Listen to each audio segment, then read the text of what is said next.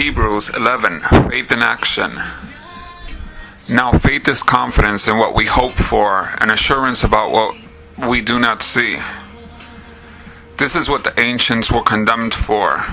By faith we understand that the universe was formed at God's command, so that what is seen was not made out of what was visible.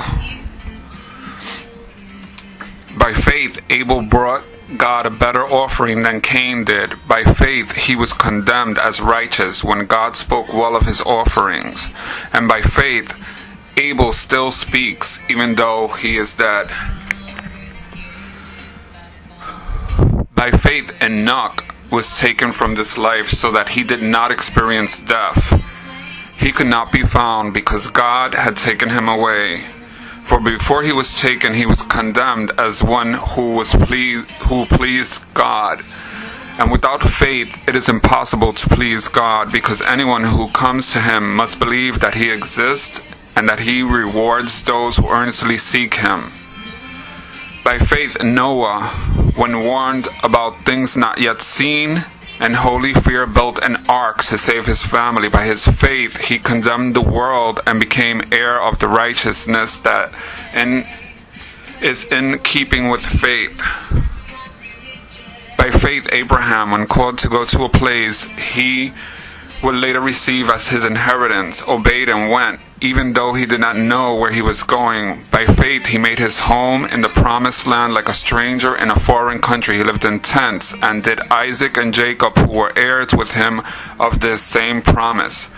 For he was looking forward to the city with foundations, whose architect and builder is God. And by faith even Sarah, who was past childbearing age, was unable to bear children, because she considered him faithful who had made the promise. And so from this one man, and he as good as dead, came descendants as numerous as the stars in the skies and as countless as the sand on the seashore.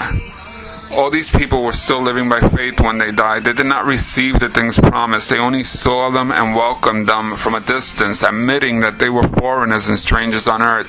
People who say such things show that they are looking for a country of their own. If they had been thinking of the country they had left, they would have had opportunity to return. Instead, they were longing for a better country, a heavenly one. Therefore, God is not ashamed to be called their God. He was prepared a city for them. By faith, Abraham, when God tested him, offered Isaac a sacrifice. He who had embraced the promises was about to sacrifice his one and only son, even though God had said to him, "It is through Isaac that your offspring will be reckoned."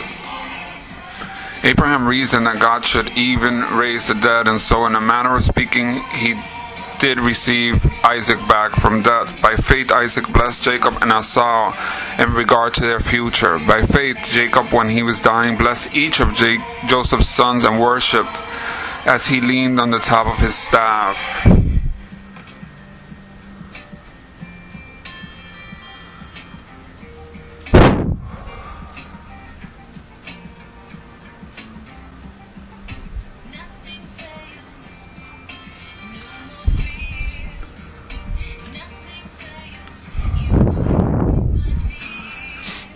By faith, Joseph, when his end was near, spoke about the exodus of the Israelites from Egypt and gave instructions concerning the burial of his bones.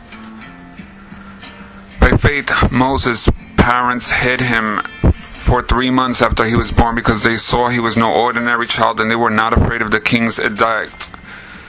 By faith, Moses, when he had grown up, refused to be known as the son of Pharaoh's daughter. He chose to be mistreated along with the people of God rather than to enjoy the fleeting pleasures of sin.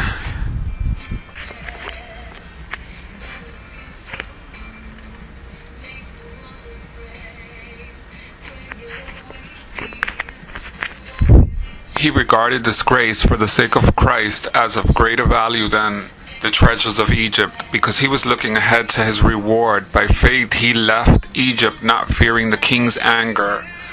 He persevered because he saw him who is invisible. By faith he kept the Passover and the application of blood, so that the destroyer of the firstborn would not touch the firstborn of Israel. By faith the people passed through the Red Sea as on dry land, but when a when the Egyptians tried to do so, they were drowned. By faith, the walls of Jericho fell after the army had marched around them for 7 days. By faith, the prostitute Rahab, because she welcomed the spies, was not killed with those who were disobedient.